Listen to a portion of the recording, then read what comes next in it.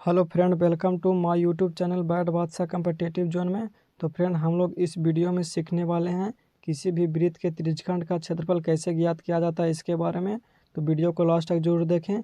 अगर आप हमारे यूट्यूब चैनल पर नए होंगे तो हमारे यूट्यूब चैनल को सब्सक्राइब करें और इस वीडियो को ज़्यादा से ज़्यादा दोस्तों तक शेयर करें। चलते हैं, वीडियो को शुरू करते हैं।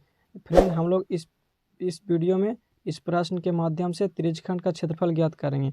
तो सबसे पहले क्या करते हैं कि हम लोग समझ लेते हैं कि त्रिज्यखंड होता क्या है, इसको समझ लेते हैं। ठीक है, इसको समझने के लिए हम लोग इसे समझते हैं।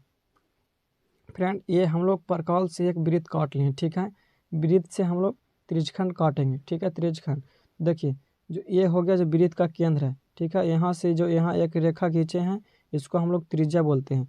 तो एक रेखा यहाँ तक यहाँ खींचे हैं और एक रेखा यहाँ से बोले, दोनों को हम लोग त्रिज्या बोलते हैं। ठीक है, इसी से हम लोग त्रिज्यखंड काट लेंगे। क्या करेंगे, त्रिज्यखंड अगर ये रेखा से यहाँ और रेखा से यहाँ काट लेंगे हम लोग तो क्या बनेगा, त्रिज्यखंड बनेगा। इसको काटेंगे तो ये इस प्रकार से बनेगा। देखिए, ये काटेगा तो ये इस प्रकार से बनेगा। जो ये है, यहाँ से अगर हम लोग इसको काटते हैं तो ये इस प्रकार से बनेगा। एक यहाँ से काटेंगे, यहाँ से काटेंगे तो ये एक भाग इस प्रकार से बनेगा और एक भाग इस प्रकार से बनेगा। ठीक है, तो ये जो छोटा वाला है इसको हम लोग लघु त्रिज्यखंड बोलते हैं। इसको क्या बोलेंगे, लघु त्रिज्यखंड। ठीक है, जो बड़ा वाला बोलेंगे इसको दीर्घ त्रिज्यखंड बोले। दोनों त्रिज्यखंड होता है, लेकिन एक बड़ा वाला को हम लोग दीर्घ त्रिज्यखंड और छोटा वाला को हम लोग लघु त्रिज्यखंड बोलते हैं। इसको समझने के लिए फ्रेंड हम लोग इसे समझते हैं। देखिए, जो ये है इसी को हम लोग लघु त्रिज्यखंड बोलते हैं। देखिए, जो छोटा वाला भाग को हम लोग क्या बोलेंगे, लघु त्रिज्यखंड। क्यों बोलेंगे, क्योंकि लघु का मतलब छोटा होता है। इसको इंग्लिश में माइनर सेक्टर बोलते हैं। जो ये छोटा वाला है, ये छोटा वाला आप लोग याद रखिएगा, छोटा वाला को लघु त्रिज्यखंड। और जो ये बड़ा वाला भाग है, देखो इस प्रकार से, देखिए यहाँ पे भी ये चित्र बना दिए हैं इस प्रकार से। इसको हम लोग क्या बोलेंगे, दीर्घ त्रिज्यखंड। इसको इंग्लिश में हम लोग मेजर सेक्टर बोलते हैं। दीर्घ का मतलब होता है बड़ा और लघु का मतलब होता है छोटा। आप लोग इस प्रकार से समझिएगा कि छोटा को हम लोग लघु त्रिज्यखंड और बड़ा वाला को क्या बोलेंगे, दीर्घ त्रिज्यखंड। यहाँ तक तो ठीक है। उसके बाद हम लोग वृत्त के त्रिज्यखंड का फार्मूला को समझ लेते हैं। देखिए, ये वृत्त के क्षेत्रफल का फार्मूला है थीटा बाई 360 गुने पाई आर स्क्वायर। पाई का मान यहाँ पे 22/7 हो जाएगा। और यहाँ पे क्या है, त्रिज्या है जो आप लोगों को प्रश्न में दिया रहेगा। थीटा भी आप लोगों को प्रश्न में दिया रहेगा। उसी का प्रयोग करके ये फार्मूला के माध्यम से आप लोग लघु त्रिज्यखंड का या दीर्घ त्रिज्यखंड का क्षेत्रफल ज्ञात कर सकते हैं। तो आशा करते हैं आप लोग यहाँ तक अच्छी तरीके से समझ गए होंगे कि लघु त्रिज्यखंड किसे कहते हैं, दीर्घ त्रिज्यखंड किसे कहते हैं। ठीक है, तो चलते हैं अब हम लोग प्रश्न पर चलते हैं, उसी को हल करते हैं। उसके बाद त्रिज्यखंड का क्षेत्रफल ज्ञात करते हैं।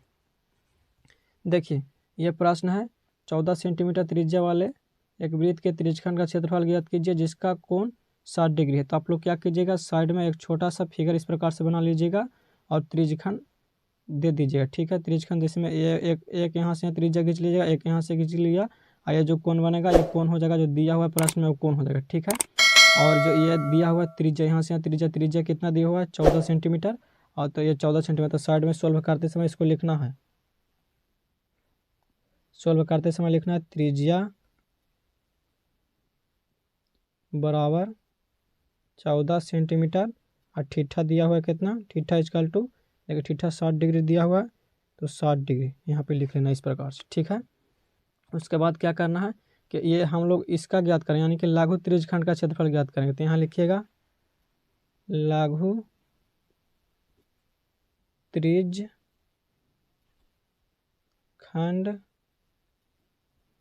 का क्षेत्रफल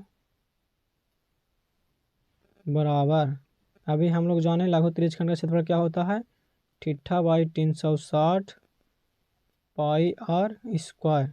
ये होता है लघु त्रिज्यखंड या दीर्घ त्रिज्यखंड का क्षेत्रफल का फार्मूला। तो आप लोग यहाँ पे थीटा, तो थीटा का मान रखिए यहाँ पे 60 और यहाँ हो जाएगा 360 गुना यहाँ पे बाई, पाई का मान कितना होता है, पाई का मान अभी हम लोग जाने इसके माध्यम से, पाई का मान 22/7 होता है। तो यहाँ पे 22/7 रखिए। और ये और क्या है, त्रिज्या दिया हुआ है प्रश्न में कितना, 14 सेंटीमीटर। और स्क्वायर है, स्क्वायर मतलब 2 बार गुना होता है। स्क्वायर का मतलब क्या होता है, वर्ग, 2 बार गुना।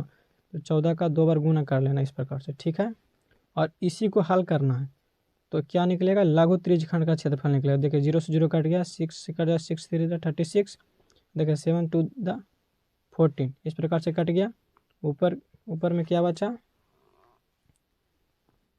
22 इंटू 2 इंटू 40 बाई में 6 है, सिर्फ नीचे तो 6 हो जाएगा, इससे ये भी कट जाएगा। देखिए अब सिर्फ ऊपर में क्या बनता है 22 और 14, ये दोनों को मल्टीप्लाई कर लेंगे, तो मल्टीप्लाई कर लेंगे तो कितना हो जाएगा 308 बाई 3 सेंटीमीटर है। तो सेंटीमीटर क्षेत्रफल हमेशा सेंटीमीटर वर्ग में निकालते हैं, तो सेंटीमीटर वर्ग में ये आया जो लघु त्रिज्यखंड का क्षेत्रफल का आंसर है। ये जो है क्या है लघु त्रिज्यखंड का क्षेत्रफल है। आप चाहें तो इसको दशमलव में भी ला सकते हैं, ठीक है, हल करके इसको दशमलव में भी ला सकते हैं, इतना भी है। तो ये क्या है लघु त्रिज्यखंड का क्षेत्रफल है। तो फ्रेंड ये तो हुआ क्या हुआ कि लघु त्रिज्यखंड का क्षेत्रफल ज्ञात कर लिए, ठीक है। अब है आप लोग को कमेंट बॉक्स में दीर्घ त्रिज्यखंड का क्षेत्रफल का आंसर आप लोगों को बताना है, कैसे निकलेगा उसके लिए हम लोग आप लोग को एक प्रश्न देते हैं, उसी से आप लोग दीर्घ त्रिज्यखंड का क्षेत्रफल ज्ञात करें। ये है दीर्घ त्रिज्यखंड, इसका त्रिज्या तो सेम रहेगा, यहाँ से यहाँ क्या हो गया 14 सेंटीमीटर। और इसका कोण होता है फ्रेंड, जो ये बाहर वाला कोण है ये कोण होता है। इसमें देखिए इसमें जो कोण था लघु वाला में, इसमें ये जो कोण था ये हो गया था, लेकिन इसमें क्या होगा, इसमें जो बाहर वाला कोण होगा ये होगा दीर्घ त्रिज्यखंड का कोण, ठीक है। ये हो जाएगा लघु का कोण। तो देखिए इसका कोण कैसे निकालेगा, अगर इसका कोण 60 डिग्री दिया हुआ है तो करना क्या है कि 360 में से आप लोगों को ज्ञात कर लेना है, तो जो निकलेगा वो हो जाएगा दीर्घ त्रिज्यखंड का कोण था। देखिए 60 दिया हुआ है, अगर 360 में 60 घटाएंगे तो ठीठा का मान हो जाएगा 300 और त्रिज्या हो गया 14 सेंटीमीटर। तो आप लोगों को करना क्या है, इसका आंसर ये फार्मूला के माध्यम से लाना है और कमेंट बॉक्स में बताना है। देखते हैं कितने लोग इसका आंसर सही दे पाते हैं, ताकि हम समझ पाएँ कि आप लोगों को लघु त्रिज्यखंड और दीर्घ त्रिज्यखंड का क्षेत्रफल निकालने सीख गए होंगे। वीडियो कैसा लगा कमेंट बॉक्स में ज़रूर बताएं। चैनल पर नए होंगे तो चैनल को सब्सक्राइब करें और ज़्यादा से ज़्यादा इस वीडियो को शेयर करें। धन्यवाद।